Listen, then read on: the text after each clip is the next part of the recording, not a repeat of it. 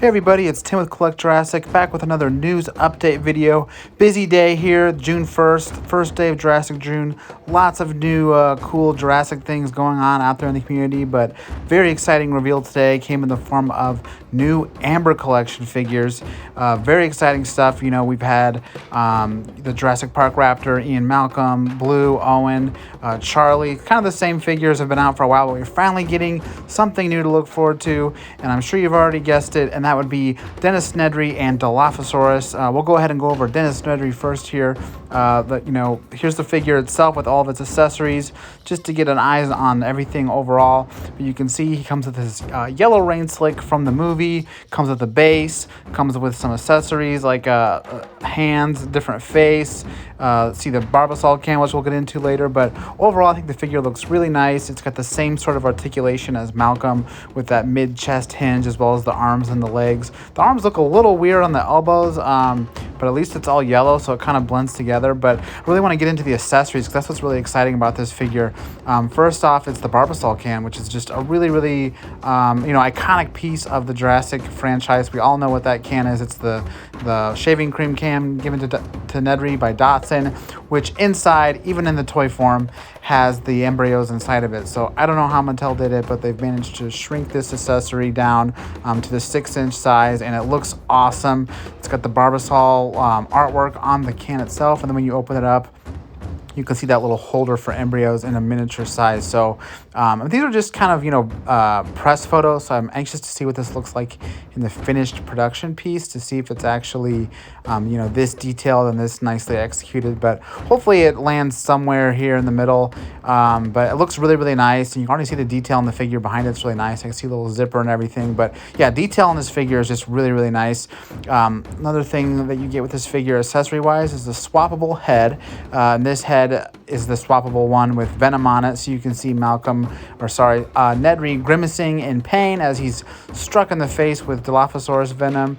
I really think they captured Wayne Knight's teeth more than anything. I don't know about the rest of the likeness. We can talk about that as we look at more pictures, but I do think they got his teeth correct, and this kind of grimace, it really feels like him at least. But yeah, that venom's all over his face, so definitely a cool kind of accessory to put with this figure, whereas Malcolm never came with an interchangeable head.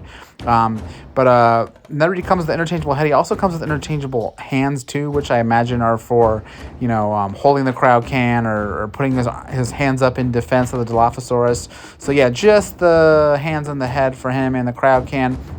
But back to the likeness, here we see him in the other head variant, not the Venom, but just his old glasses on, and looks like the glasses have translucency to them, which is nice. And again, I think the teeth are they really nailed that part of Nedry. The rest of it is kind of action figure-y, plasticky, hard to say, but overall, I'm pretty happy with it. I think it's pretty good.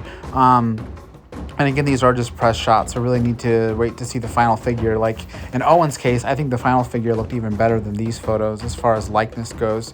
Yeah, another thing I really want to point out about this figure detail-wise is some of the smaller things you can't tell without zooming in, like this engine ID tag. I mean, look at that. That's so small in the figure, but they got the details right for anyone who is familiar with these ID tags. This is what they look like, and they went out of their way where they could have just painted a shirt solid and have it hidden beneath the jacket, but there's a peek of it. The jacket's unzipped and you can see it, so really cool little detail. I can also catch the Jurassic Park logo on the rain jacket slick there as well, which is a nice detail as well.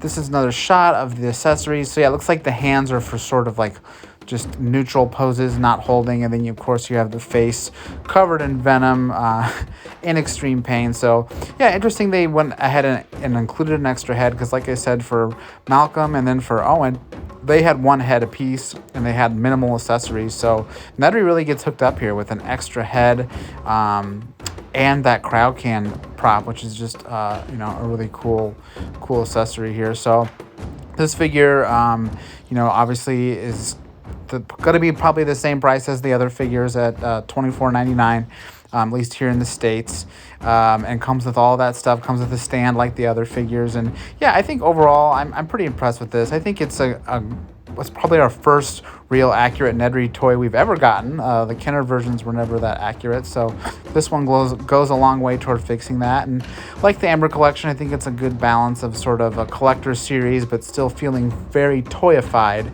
with the articulation and sort of like the bright colors and simple plastic tones. So very nice. Can't wait to grab this one. But the real star of the show here, and I think everyone will agree, is the Dilophosaurus figure. We've been teased this figure for a while for Amber Collection, and it's finally here.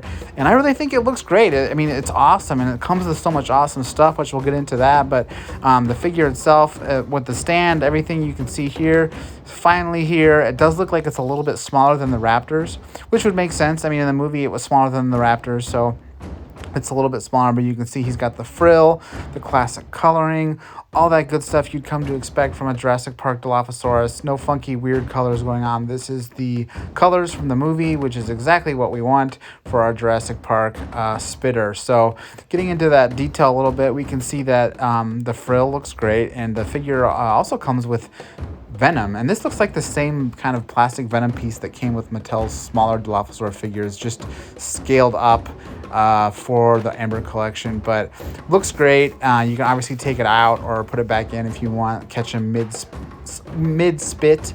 One thing I don't love about Amber Collection is kind of the big rounded teeth, and unfortunately they're here in the Dilophosaur too, but it's a small gripe. Overall, I think the head, if you can really look at the face detail here, it looks great. The eye looks great.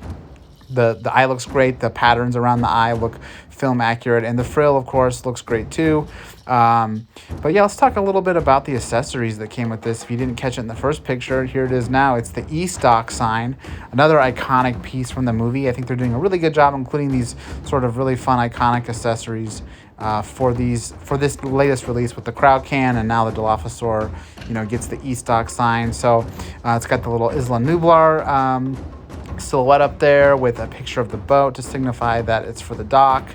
It's freestanding too. It has a little stand in the mud, so it kind of sits aside from the Amber Collection stand itself. But you can see it's pointing to the left here, but everyone knows, any good Jurassic Park fan knows anyway, that sign needs to spin. It's going to be like the movie, and of course Mattel thought of that, so you can spin the sign just like he does in the movie. I think that's such a clever little piece of functionality with this toy. They could have easily just released the sign static and had it like tilted like it was broken, but they made it interactive, which is super fun.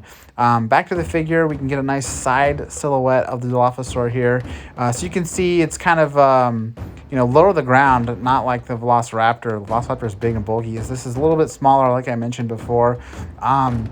These press pictures are always kind of hard to get an idea of like what the final paint job is going to be, but you can kind of see it's got that stripe going all the way through the body, all the way to the tail, but not a lot else going on. There's some green here and there, but it's not like it has a whole bunch of detail, which I'm a little disappointed by, but again, I'm going to wait till I see the final figure. But the face, I mean, that's really what you're looking at when you look at the Dilophosaurus anyway, and again, the face, they nailed it, the frill, all that stuff. So maybe the body having a bunch of different patterns and striations and stuff isn't as important when you have this face that they really nailed, and they obviously layered in lots of different painting for the frill to make it look correct. So very menacing looking Jurassic Park Dilophosaurus. I think they really captured it really well, both in sculpt and in paint, and you can definitely see that in the face more than anything else. As far as accessories goes, I talked about the Venom. You can see a little bit of that mud there that comes at the bottom of the sign, but this other piece is actually a detachable, the frill itself is attachable in Dilophosaurus, and you can put this one on instead to kind of cover its neck up, so you can kind of have the Dilophosaurus in both poses. Unfortunately, we don't have pictures of that. We only have pictures of Dilophosaurus with the frill on, but rest assured you can take the frill off and have it frillless with that other piece, and kind of reenact both movie scenes with the Dilophosaur passive, with its frill closed, and then with it open, obviously. So that's a nice choice, and I think since the Kenner days, we've all been pining for a new removable frill Dilophosaurus. So I think that about covers it for this video. But again, thank you for joining me, and as soon as we have more information on these figures, we'll definitely be posting it to collectjurassic.com.